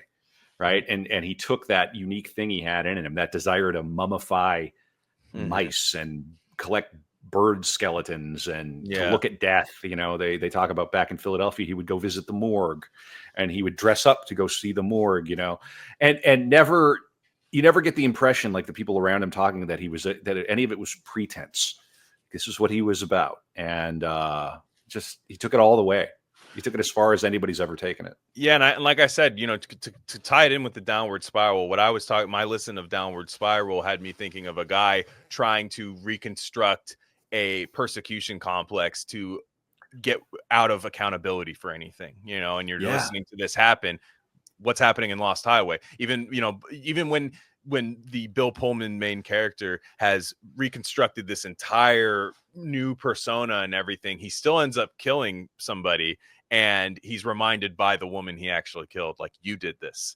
And then Yeah. at the end, he's like, well, at least I get the girl. And they're having sex, that crazy scene where they're having sex in front of the lodge with the light. And she's like, you can never You'll have me. And it looks, never yeah, have you'll me. never have me. And it's like, it's just these things like this constant reconstruction of reality of I can do this, I can do that. And when we do this as a society, it's just denying reality, just creating all of these scientific journals, these cookbooks and everything to say this means this, and you're an idiot if it doesn't. But every once in a while, it loses at the polls. It loses. The American Pulse pops back in, and it reminds people that actually we didn't fall for the 2010s propaganda and all that stuff. Like you can view yourself as that we didn't, we fell for it, but it was a phase. It's not codified into law forever. And it's in a way, it can be a blackpilling movie if you're that person, if you're the guy. But if you're on the other way around, if this is happening to you, if you're a victim in this, there are people that try to pretend, oh, it's always been this way. It's not happening. Mm. Oh, it is happening, and it's good, actually. Yeah, I see no, you're right. There's, yeah. That's definitely inside this film. And he gets to that, gives you the gift of that insight through a very specific situation. It's very specific in the movie what happens. It's actually really, really crystal clear what happens when you understand the central idea. And at the very end, it seems like he's being electrocuted at the very end. It seems like he's being It's like classic the Lynch. death penalty kind Yeah. of a vibe, right? Oh, Or interesting. I didn't have get you that. never I think you're have you right. never sort of, I think he's like on death row is sort of the implication. And at the end he's like he's Interesting. being, you know, or he's being shot back to the beginning of the movie and he's doomed to live it over again. It's like kind of both those I see. things. That's where I was. Yeah, yeah, I was on a time loop. But like you said, two things can be true. You're dead, yeah. but the afterlife for you is a time. Hell was a time loop. You know, like Yeah, and he's just I mean, you know, and of course California, abolished capital punishment and whatever. But again, I think we're in a realm where it's sort of neither here nor there. But at the end, it's total Francis Bacon moment at the end, like that vision of him just being, uh-huh. you know, and he just Yeah. skeezes out, and it's pure Francis Bacon. Super Um, cool. He's a so painter. David Lynch was a painter. yeah, and I just like again in my next viewing of it, I'm gonna even have some more stuff to do. It's just a movie you can have on over and over again. I use the metaphor a lot, but the Willy Wonka, when you go to those boutique candy shops that always have Willy Wonka playing, like you can do that with this movie. I mean, some friends might think you're weird, but friends, who needs them? You know, Yeah, you have David Lynch, you know, like and right. Yeah, yeah. exactly, and you have some just wonderfully scored music. There's that scene when Balthazar Getty, we're first dropped into Balthazar Getty world, and it looks really cool. And Robert Loggia, Mr. Eddie, comes up with the thing, and Lou Reed's cover of This Magic Moment, which is fantastic, is playing. While it's pure cinema. I mean, that gets beat to a pulp, that line, but to me, that if you ask me what like the magic of film is, it's that scene, all the parts of film, the sound, the score, the scenery, the beauty, everything that's happening. That to me is the part I come back to all the time. And Patricia Arquette was aware she was playing a woman in someone's imagination. Like it's not like he pulled the wool over their eyes. I mean, they were collaborating in this. What does Mr. Eddie say? You like porno? Yeah. Gives you a boner? Gives you a boner? Yeah. And he hands him the VHS tape, you know, and there's that creepy, there's a real commentary on media inside this too. Like McLuhan would have loved this or had a field day with this, right? It's a movie about people passing these tapes around. And the skeleton key to the film is when the Bill Pullman character says, I like to remember Yes. things my own way. So they say, because originally, and I'm just for anybody who hasn't seen the film, this is not giving away anything. Like you said, it is the skeleton key. They keep getting more and more invaded. The Patricia Arquette and Bill Pullman keep getting more and more intrusive videos of their house. So creepy, very scary and creepy. And they finally decide to call some detectives because there's one of like it's starting to get real bad. They're getting videotaped sleeping, and then the detectives come in, and the guy says, you know, you don't have a video. Do you guys have a video camera? And Patricia Arquette says, no, he doesn't like video cameras. And they're like, what? What's that? And he goes, I like to remember remember things not as they happen, but my own way. And it's basically that's how you watch this film. You're right that it's actually not as, because a lot of times I think you miss what's happening is because it's so visually stunning that you kind of lose the plot a little bit. But once you get over that initial magic, which does still come back to you all the time when you put it on, you kind of realize what's like, oh, I see, right? You know, I see. And it's actually one of his, I think it's actually an easier to understand Lynch film than some of his other stuff. Yeah, I'll agree there. I think that one of the reasons that this film got its due eventually was because of the success of Mulholland Drive. Yes. And I think Mulholland Drive had more, kind of strangely more sex appeal in a broad way. Mulholland Drive is a little more kind of generous as a film. You know, Lost Highway is mean. It's a mean movie. It's, you know, the throat slitting and the pornographer who ends up, you know, with his head severed in two, and just these visions of real horror. It's a true horror film. And Lynch can do that. Lynch is so good at shocking you, because like, you know, that part in Twin Peaks: The Return, I think about it all the time when I'm driving, is that kid getting mowed over by like the crackhead tweaker guy. When he just mows that kid over, and you're just like, Dave, like, Harry Dean Stanton and the rest. It's horrible. It's really hard to watch. I know. It's like, and it's just like Lynch can really drop an anvil on you at times that you're just not ready for. But it's everything he's led up to it is what makes and the lack thereof, the beauty that you see on screen, the kind of like weird emotions that don't feel quite right, that like dream logic kind of stuff that's happening, and then you see something so hyper real and gross, happen in these movies, and it's earned. It's earned. And like I said, the other musical stuff, like I said, I love the Rammstein sequence, but also, the music, I think, is where you start seeing like Twiggy in the porno. That whole I have an interesting take on the porno thing. That's probably the biggest part of the rationalization of the Bill Pullman character, is that I don't think she's in a porn ring. You know what I mean? Like, there's people that kill this whore, fuck her. Yeah. This is why it's not. I didn't do it. Okay, fuck. But look, like it's I had to do it. Yeah, this freak. She made me do it. And I know that's probably obvious to some people. We have some high level cinephiles here in the audience, but for a lot of like the letterboxd people, they view it as this like Patricia Arquette. Well, she's captured in sex trafficking. I'm like, that's not happening. Like you guys don't understand media literacy, people. Stop. You are illiterate. Take the L. Yeah. It's just it didn't happen. Like the porno thing. Like it's really what's happening. It's representative of his anxieties. Yeah. Really what's happening is she met a guy at a club that can satisfy her. And will she ever be satisfied? Even with one guy? She might not even be satisfied with that guy.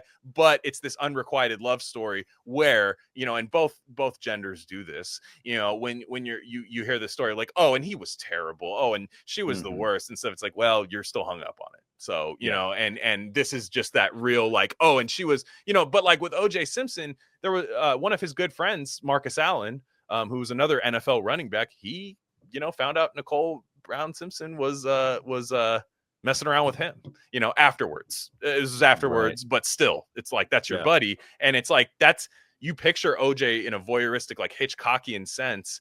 There are some nods to Hitchcock in this film. Oh, sure. Quite a few, especially with the blonde hair and Vertigo and stuff. But where you see him like peeking through the blinds and like seeing Marcus Allen and his wife, like, you know what I mean? It drives any man insane, but also you realize like, well, am I just listening to your retconning that makes you come out on top? Yeah. I think there's an accidental metaphor or allegory in this film too that I've always harbored, and I think that the film is in some way you could read it as an allegory for the internet.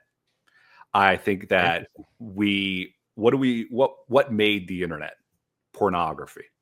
Okay, it's the first thing that everybody kind of whatever. It's still online. It's still free. I don't know how that works. A cyber hole. It was a cyber hole for all men. Yes. Talk about a lost highway there, right? And what do we do? What did people do online, and what do people still do now? The first thing they do when they get online is create an alter ego and then inhabit it. Damn. And that is what this film is about. You can pretend, you can be a middle-aged housewife with a cat, and you can pretend to be a young man online or a young woman. And so and I'm not saying Lynch set out to do that, but I think just because the film is operating at such a high level, and to add to that, I think that's brilliant, because you think about, then it less becomes about your persona and more about your OPSEC, right? More about maintaining the OPSEC, the security of your online persona, rather than actually becoming yourself within that online persona.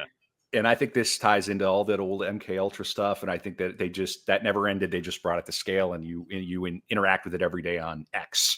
I mean, and I'm a face cuck, so I don't. Me too. I don't. But then again, it's the same thing online.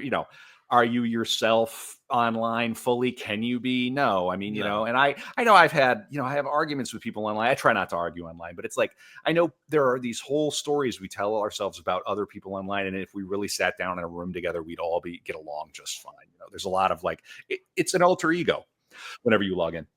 Yeah, that's well said. And the end of the movie, like you said, is a time loop. And what is done at the end and the beginning of the movie? David Bowie's "I'm Deranged." You get an a cappella at the end, so it's slightly different. Just in there's an alarm in my building. Damn. I'm getting this. Robert is actually Blake. Really, really good. This Robert Blake is in your house. This is I'm in a condo downtown. Wow. Can you hear that? Yes. I hope There's it an picks up. alarm. I hope it picks up. I'm Can gonna I keep remain that in there? calm. Can I keep Hey, that in there? 'Cause yeah, I keep love it. this all Yeah, here. I'm gonna go grab yeah, it. yeah. That's great, man. Yeah. Oh man. So, see, I'm watching Kevin right now, and they dropped a videotape on his doorstep. This is insane. Yeah, they dropped a Dick videotape. Laurent Kevin, is what's on the dead. tape? Yeah, put the tape on, Kevin. Let's see what's. Dude, that is so creepy. Yeah. I don't know if we're gonna be able to finish this episode. It's just still going. We're back. You got to leave it in. Leave some of that in, man, because Some that's of it, too fun. definitely. No, that's incredible. So, anyways, you get the I'm deranged, but it's an acapella at the end. It's slightly different, right? It's slightly different, Yeah. but everyone knows that's David Bowie. So, you get that's David Bowie's voice, and you heard it at the beginning, so you have this sense of familiarity. Where when you have this character constructing the hyper reality of whatever they're doing, you still know it's him at the end of the day. You know it's him. So, I gotta love this movie. It's a great film. This has made me want to put it on again. Mhm. It's one of those films that makes you feel like you might be falling asleep in the middle of it, not because of it's boring, but because it sort of transitions you into this dreamlike state. Yeah. There are certain Lynch's He's an meditative. expert at that.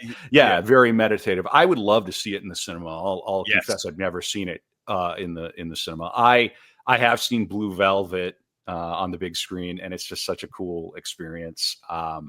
So yeah, if you've never watched Lost Highway, go and watch it. We didn't give anything away. You really can't spoil this movie, if anything. No, because that's the thing is it's kind of it's the plot is a lot of people are like, oh, it's not, it's directionless, it's plot, it's wrong, that's all incorrect. But again, if I saw it in 1997, perhaps I would have got it wrong too. I have the ability with all this subsequent media, these David Foster Wallace essays, these by the Lynch says about his fascination with the OJ case. He's stated these things, whereas when you walked into a theater and saw that in 1997 on a date night, because people just used to go to see what was playing, maybe we can't pretend that we're smarter than these people. In fact, I don't think we are. No. So but this is one of those movies that pushed it forward. It pushed the possibility of cinema forward and cracked open another level that we could live in for another 100 years in cinema. And it's only dead when people stop making it. And it's a shame that they didn't give him more credit at the Oscars, but at the same time, I don't think he really would have cared. Especially with that piece of shit that they put out there. I mean, it's just like that they don't. To be honest, I would love to have seen him get credit, but it's like the way the life I see what I see from like the Oscar community now, like as this resistance to the wrong things and all this stuff. Like I don't want to see that. I want to see them getting stuff wrong. Because I think they are ultimately right. Yeah, for real. Just a great artist and really inspiring. The work is incredible. I never really got into Inland Empire, and I slapped that back on, and I said, "Whoa, yeah, I'm going to spend time with this." Me too. I need another. I watched it since his death. I watched it the one time, and I was like, okay, fun. But what's happening here? And that's kind of like I think you can make kind of a trilogy out of Mulholland and Lost Highway out of the Southern California Lynch movies. You could make, I think, a kind of in the way that Polanski has his Apartment trilogy of Repulsion, Rosemary's Baby, and The Tenant. You can kind of construct a loose trilogy. You don't have to get super Reddit like everything lines up, but it's it kind of just feels like you're watching these things happen side by side, in different eras, but like you feel like that's just a few streets over. Laura Dern has her Polish neighbor coming over, totally, and like you just feel like that could happen, that could line up. Well, that's what I always tell people is Rosemary's Baby is about finding an apartment in Manhattan. A really nice one too. Really nice one. So Kevin, man, we did it. I think that's so good, Glenn. Lots of fun stuff. Like I said, if you haven't seen Lost Highway, give it a look. You have a companion piece to it now, and there are some good ones out there. Like I said, there's the David Foster Wallace essay is really cool. In fact, there was a part that I think I'd like to close us out with the this paragraph that I love, and let me see if I can. All right. While you're doing that, I'll give my plugs real quick. Everybody go and listen to Art of Darkness, the podcast about the dark side of creativity at artofdarkpod.com. We just dropped the Hunter S. Thompson episode. You will enjoy that. And then if you're in London or near London this month, March 2025, come and hang out, moderationplay.com. And we're going to be doing Art of Darkness Live, Goya's Demons at Verdurin on March 24th. Tickets are £8. I think it's a Monday night. Can't go wrong. Go to artofdarkpod.com and come and hang out, say hi. And if you're a rare candy head, I want to hear it. I want to know that we're putting butts in seats thanks to this podcast, which I'm a big fan of. Yeah. Excellent. And like I said, we get Rare Candy turned 5 recently, and I want to let people know it's 40% off of our premium feed. You can get a year subscription. You could really slap us in the face and save 40% off a yearly subscription. That's fine. We'll take that L. No problem. But that's where all our Gain of Fiction stuff. Kevin, we're going to do a Gain of Fiction with Kevin sometime on Robert Heinlein's The Moon is a Harsh Mistress. That will happen at some point, because I did have you agree to that on an episode once, so now you have to do it at some point, but it'll happen. But we'll get him in the lab for sure. But here's this is just I love this paragraph. I don't know what it really says about what we talked about or anything, but let's listen. This is from David Foster Wallace's essay. You can get it on lynchnet.com, and it gives you a not secure thing on your computer because it's an HTML old website. LA's murder rate is apparently higher during Santa Ana wind periods than any other time. And in Griffith Park, it's easy to confirm that there's something Lynchian in the air today. Some sounds sound harsher. Breathing tastes funny. And the sunlight has a way of diffracting into knives that penetrate all the way back into the skull. The air smells of sage and pine and dust and distant creosote, wild mustard, yucca, sumac, and various grasses from a kind of 5 o'clock shadow on the hillsides, and scrub oak and pine jut at unlikely angles. And some of the tree trunks are creepily curved and deformed. And there are also a lot of obstreperous weeds and things with thorns that discourage much hiking around. The road where the set is kind of a small canyon between a butte on one side and an outright cliff on the other. That's LA. That's Lynch. I mean, he's not. It's about Lynch's inaccessible accessibility, I think, right then and there. And it's just that is LA. You can, Bret Easton Ellis novels, you get these rich kids arguing, and then there will always be these cut scenes in a Ellis novel of like a wolf eating a rabbit, like just a few things over. It's just everything is so. It's such a odd city, and Lynch really made that place his home, and Trent Reznor made some of his darkest work there. So well, on that note, guys, like I said, Art of Darkness, Rare Candy, we got a lot of content. We got enough to feed you for a long time. And Kevin, thank you so much for joining me on this. And on that note, everybody have a safe week. We will catch you guys next time.